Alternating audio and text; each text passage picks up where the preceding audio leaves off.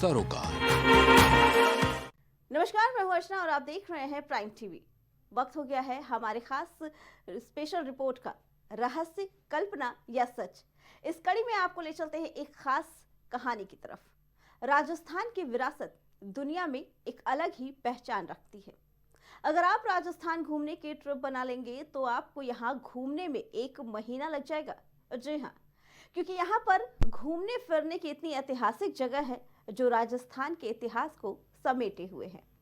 वहीं ऐसी एक जगह है जिसको जल महल कहते हैं, लेकिन इसका रहस्य सुन के आप सोचने पर मजबूर हो जाएंगे कि आखिरकार ऐसा क्यों है और कैसे हुआ।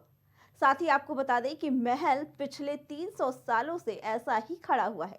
देखिए इस पर हमारी खास रिपोर्ट। राजस्थान की राजधानी जयपुर में ओमेर रोड पर स्थित है मानसागर झील, जिसमें पानी के बीचों बीच बसा है प्रसिद्ध ऐतिहासिक जल महल। चारों तरफ अरावली की पहाड़ियों के बीच झील में स्थित होने से जल महल को आईबॉल भी कहा जाता है।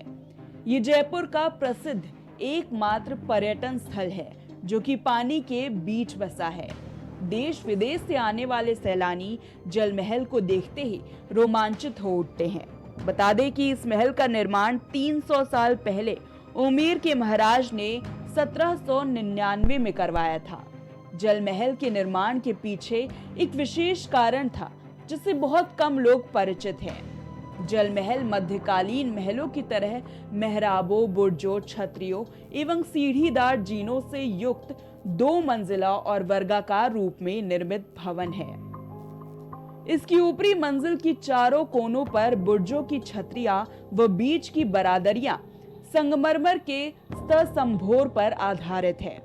15वीं शताब्दी में जब इस क्षेत्र में अकाल पड़ा तो ओमेर के शासक ने बांध बनाने का निश्चय किया ताकि ओमेर और अमागढ़ के पहाड़ों से निकलने वाले पानी को इकट्ठा किया जा सके और पानी के निकास के लिए पानी के भीतर 3 आंतरिक दरवाजे बनाए गए और मानसागर झील बनाकर तैयार की गई। इस झील की सुंदरता उस समय के राजाओं के आकर्षण का केंद्र थी और राजा अक्सर नाव में बैठ इसकी सैर किया करते थे। राजा सवाई जयसिंह ने झील के बीचों बीच महल बनाने का निश्चय किया ताकि वो अश्वमेध यज्ञ के बाद अपनी रानी और पंडितों के साथ झील के मध्य में शाही स्नान कर सके।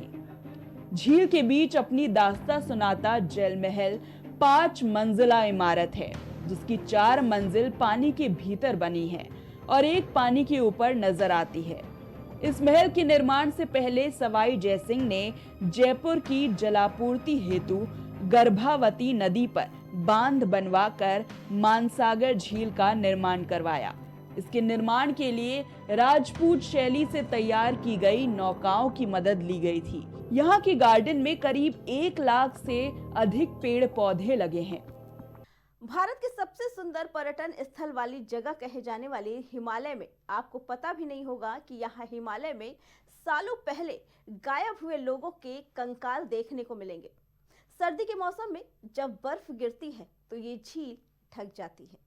वहीं जब झील का पानी पिघलता है तो फिर से कंकाल दिखने लगते हैं। क्या है सच, देखिए हमारी खास रिपोर्ट में। भारत के हिस्से में आने वाले हिमालयी क्षेत्र में बर्फीली चोटियों के बीच स्थित रूपकुंड झील में एक अरसे से इंसानी हड्डियां बिखरी हैं। रूपकुंड झील समुद्र तल से करीब 16,500 फीट यानी 5,029 मीटर की ऊंचाई पर मौजूद है। ये झील हिमालय की 3 चोटियों, जिन्हें त्रिशूल जैसी दिखने के कारण त्रिशूल के नाम से जाना जाता है। त्रिशूल को भारत की सबसे ऊंची पर्वत चोटियों में गिना जाता है, जो कि उत्तराखंड के कुमाऊं क्षेत्र में स्थित है। इतिहासकारों के अनुसार रूपकुंड झील को कंकालों का झील कहा जाता है।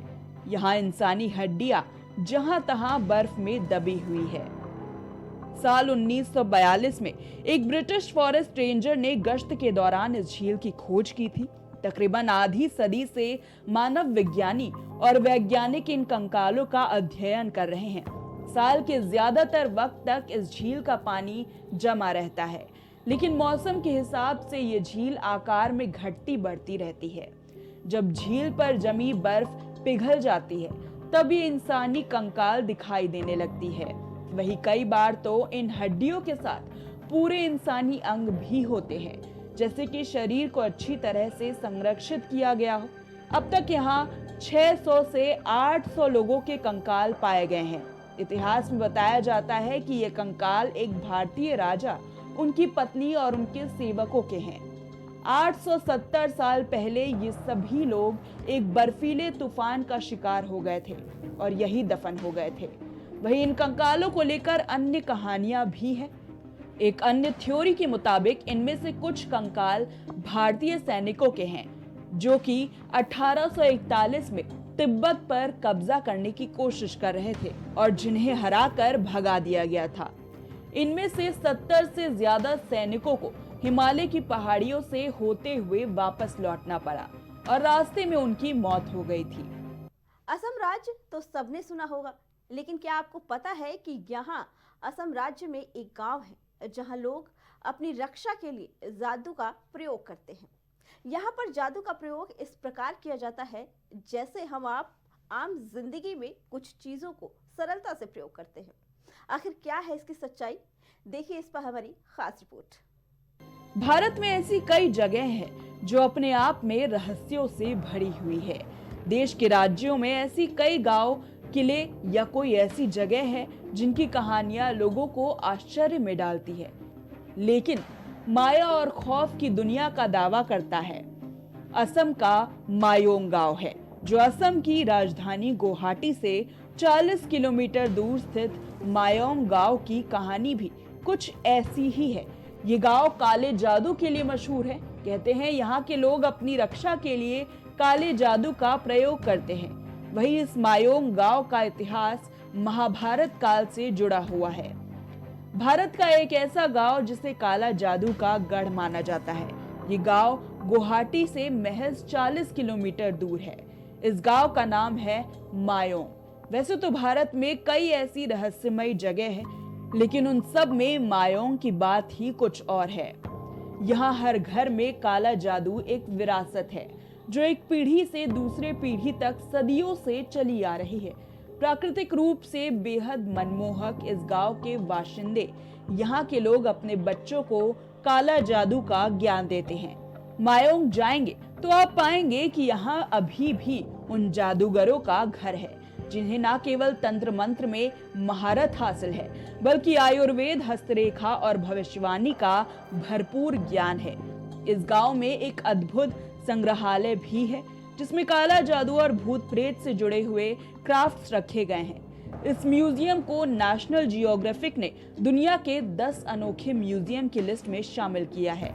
मायोंग के लिए कहा जाता है कि चाहे जितना असाध्य रोग हो, यहाँ के तांत्रिक उसे अपने तंत्र मंत्र की शक्ति से ठीक करने में सक्षम होते हैं। ये बात अलग है कि यहाँ काला जादू के डर से बाहरी लोग बहुत कम ही आते हैं, लेकिन पौराणिक मान्यताओं के अनुसार पूरे विश्व में काले जादू की शुरुआत मायोंग गांव से ही हुई थी।